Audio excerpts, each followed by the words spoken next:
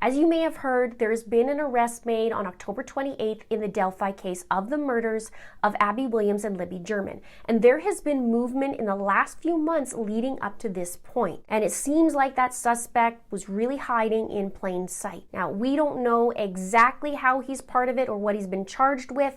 However, there's a hint from a family member. And there's a press conference taking place on Monday the 31st to address this. But there are some important parts to this case that we still can't forget. So we're going to discuss all these things today. So now let's get into it.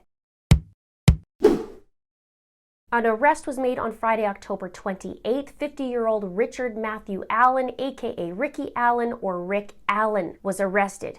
He would have been 44 at the time of the murders and just turned 50 in September of this year. He was transferred, though, from Delphi due to safety reasons, and he's being held 20 minutes away. Now, we don't know yet what he's been charged with, but I will show you something that gives a hint. Reports only say that it is in connection with the Delphi case. Reports also say that he's a pharmacy tech that worked at the CVS, and some reports are saying he worked at the CVS in town. Some are saying that he's worked in Peru, which is 30 minutes away, and some say both. So if you know that information, please let me know below. Now in 2018, he received his license as a pharmacy tech, and that would be a year after the girls' murder. One woman had an encounter with him and said he seemed nice and helpful. There was a small bad vibe inside. Another article said that Richard actually served the German family at the CVS when they went to go get pictures printed for Abby and Libby's funeral.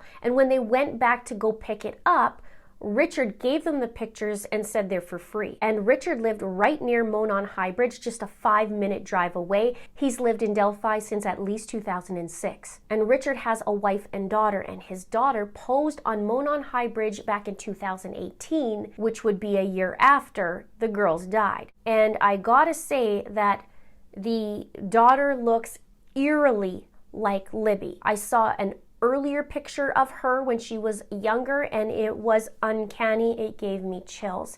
I can't even imagine what the daughter's thinking. And that picture was posted on Richard's wife's Facebook page, but it has since been deleted, and I knew it was gonna be deleted, so I went in and got little screenshots as much as I could. And another interesting part about his wife's Facebook page was that there were a lot of posts in 2018, but in 2017, there was only one post, and it had to do with a fundraiser. And then there were more in 2016. But there was one video in particular. It was in 2016, just a couple months before the murders, and Richard's wife was on a shopping trip with Richard, but he was sitting in the car, and she snuck up to him and was recording.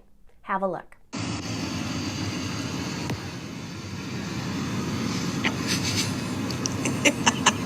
Now I'm going to play that again, and I want you to take a look at what he was wearing, particularly his jacket.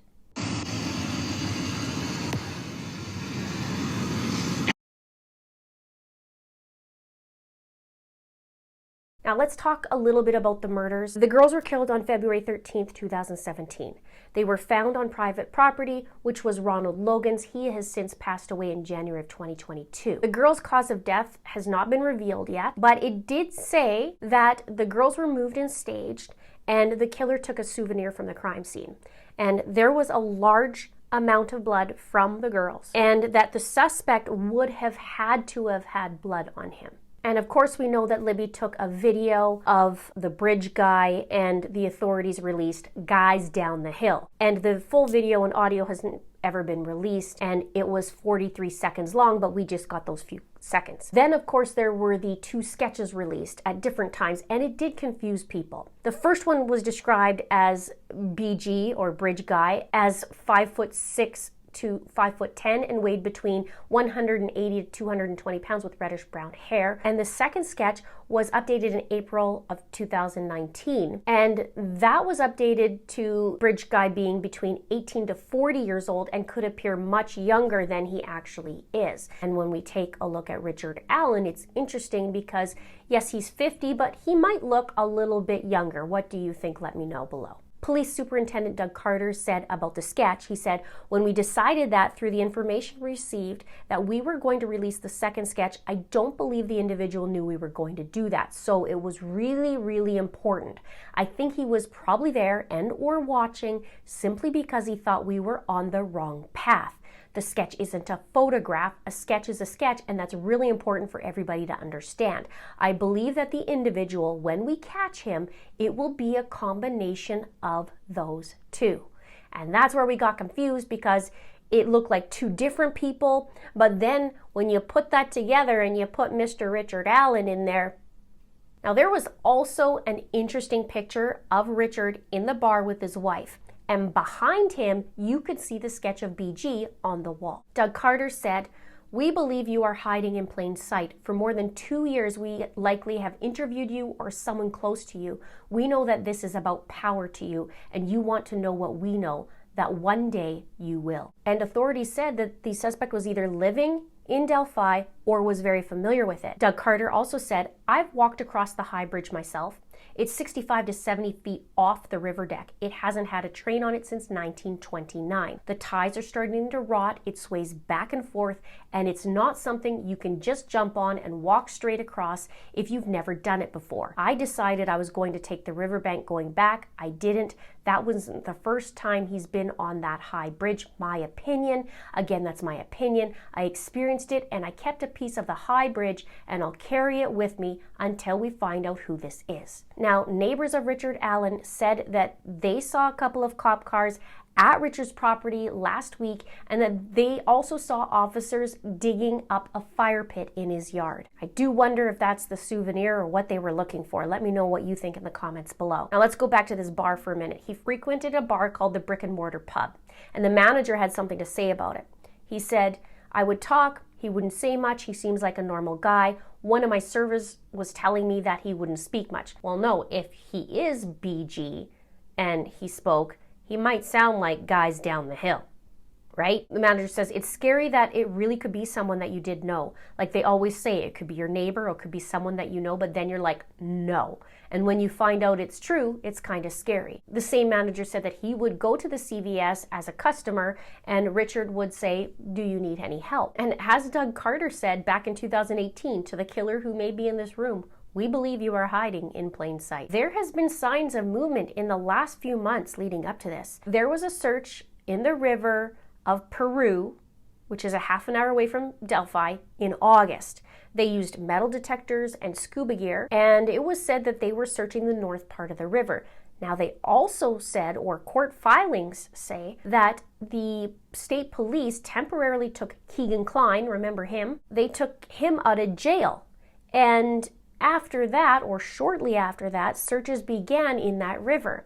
And a former FBI agent said that's no coincidence. He says, "There's got to be a reason that you have to take them out of jail. You don't just interview somebody, you can interview them in jail." So more than likely, he needed to be out to show them something that he couldn't describe from prison. And it was reported that they were clearing trees and debris on both sides of the river, but mainly focused on that north side. And they were searching for 3 full weeks. That former FBI agent said, "The fact is they've been out there for 3 weeks, which is a lot of manpower, a lot of time. You would suspect that they're looking for something very important." What's interesting too was it was 2 miles from where Keegan Kline lived. And Richard also used to live in Peru. So I wonder if they knew each other. And speaking of Keegan Kline, we cannot forget about him. He's currently in jail on separate charges, but we know he talked to Libby the day of the murders. We also know that he failed a polygraph test. He had some interesting internet searches, and of course they brought him into Delphi temporarily while he was in jail. So I do wonder what's going to be the connection, if anything, to Richard Allen. Maybe they knew each other. And the population of Delphi is super, super small. It's under 3,000 people, so everybody knows everybody. It's terrifying, it's disheartening, and I'm sure it's very traumatic for all those who are involved. Now, I believe it was at CrimeCon this year that they announced that there's DNA in the Delphi case. And Libby's grandma, Becky Patty, said that there was DNA. So it's going to be interesting. I'm wondering if there's some dots connected through that DNA and they end up finding the suspect through doing the forensic genealogy, and they go and they narrow it down to a few options, and then they go interview, and boom. That'll be fascinating to find out. Now, speaking of Becky Patty, the other day when it was announced about the arrest, she says, "I guess I'm kind of at a loss. Every morning I get up, get my coffee, and start looking for which photo will be today's the day post. Now I sit here not needing to do it because at long last, we have a face to go with our monster. That's why I think now that it is the suspect, it is BG. What do you think?" She says, "I sit here wondering, now what? Where do we go from here? I realize our lives have again made a big change. We have a very difficult path to start down. It is a path we will gladly face, as we know each step taken is one step closer to our monster being convicted. Knowing that makes the walk so much easier. I want to thank everyone who has supported and prayed for our girls daily for 5.5 years, who never gave up, who grew to love them. I know they are smiling down on the world today, knowing it is now a little bit safer. Thank you." And Libby's sister Kelsey also tweeted on Twitter and talked about today is the day. And in previous interviews, she talked about struggling with the idea that the killer may be lurking in her neighborhood right in front of her. She said, "I think this person could be anyone. Obviously at this point it could have been somebody else I was familiar with at one point in my life." She says, "Maybe I just met him at a Dairy Queen where I was at work one day and he came in and ordered a chocolate milkshake, but I haven't remembered his voice yet for whatever reason. I could have met him, but we don't know, and we don't know that it didn't happen either, which is terrifying. I could have walked past him on my college campus or in the grocery store, or he could be sitting next to me in psych class. He could be working with people that I know or walking past me when I'm looking at Christmas lights. And he could be right there in front of us, and we have no idea. It's a frightening thought." More than 50,000 tips have come in the last 5 years, and there was a reward at $325,000. Now, the presser at the time of this recording is tomorrow, Monday, October 31st at 10 a.m., and it will be at the Delphi United Methodist Church. Now, there's a clue from the past that's going to be interesting if it ties in with this information tomorrow. I'll be watching for that and seeing if I can work that and put that in a video. But I'm going to leave you with this. Have there been others? Let me know your thoughts below. Let's have a chit chat. Check out the Delphi case playlist here. Thank you so much for watching. We'll see you soon.